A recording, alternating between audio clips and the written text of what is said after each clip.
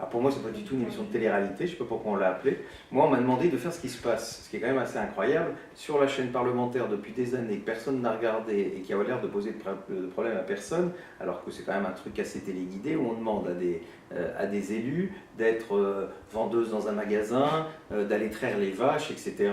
Mais vous arrivez avec votre statut de député, d'élu, les gens savent qui vous êtes et pendant une journée, on vous met soi-disant en immersion, sauf que vous avez à côté des gens qui savent qui vous êtes. Quand évidemment vous êtes caissière dans un supermarché avec plein de caméras officielles, pas cachées autour, et qu'on vous dit vous allez voir ce que c'est que d'être une caissière toute la journée, vous imaginez qu'ils ne vivent pas ce que vit une caissière parce que personne ne va insulter la députée qui est caissière ou le député qui est caissier à ce moment-là. Nous, on nous a seul demandé une chose, moi qui me paraissait, moi on m'a dit vous allez être militant pour appeler les gens à voter aux européennes, ce que je fais habituellement, donc en fait ça ne me choquait pas, sauf que les gens ne vont pas savoir qui vous êtes.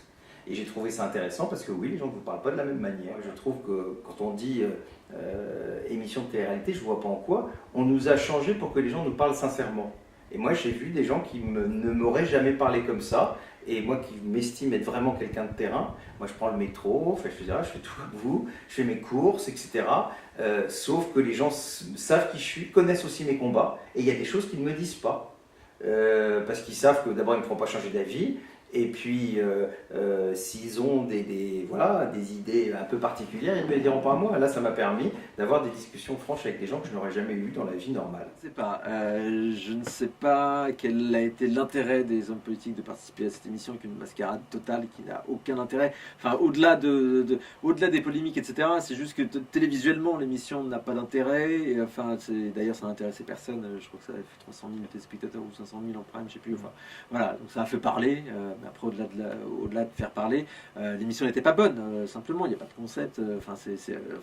S'il y a un concept, il est à la con. Franchement, il n'y a pas besoin de se déguiser en personne handicapée pour savoir que les personnes handicapées ont du mal à grimper un trottoir ou à rentrer à la poste, quoi. Enfin, c'était débile. Quel est l'intérêt des politiques à avoir participé à ça? Faire parler d'eux. Voilà.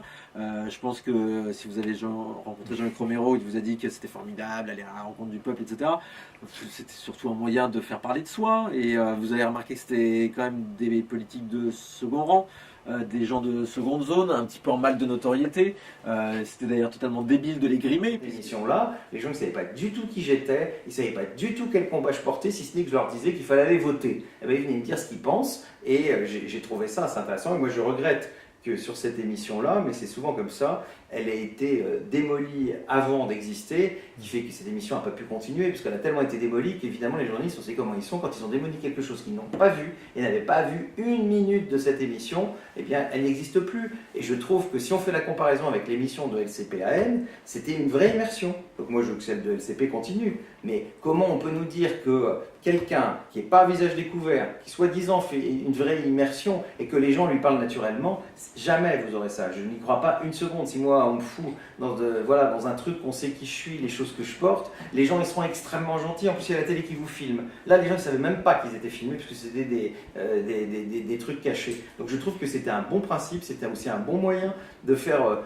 permettre à certains élus dans des domaines dans lesquels ils bossent et tout, d'entendre vraiment ce que pensaient les gens. Et je trouve que c'est un peu dommage qu'on ait sabordé cette émission en la démolissant, en la faisant passer ça pour une émission de télé-réalité avant qu'elle puisse paraître. Et tous ceux qui ont vu l'émission après, ils ont dit mais oui, il n'y avait pas de quoi l'attaquer comme ça, et que oui, ça pouvait avoir une utilité, mais maintenant il était trop tard. Cette émission avait été tellement démolie et tellement décriée qu'elle ne pouvait plus avoir lieu.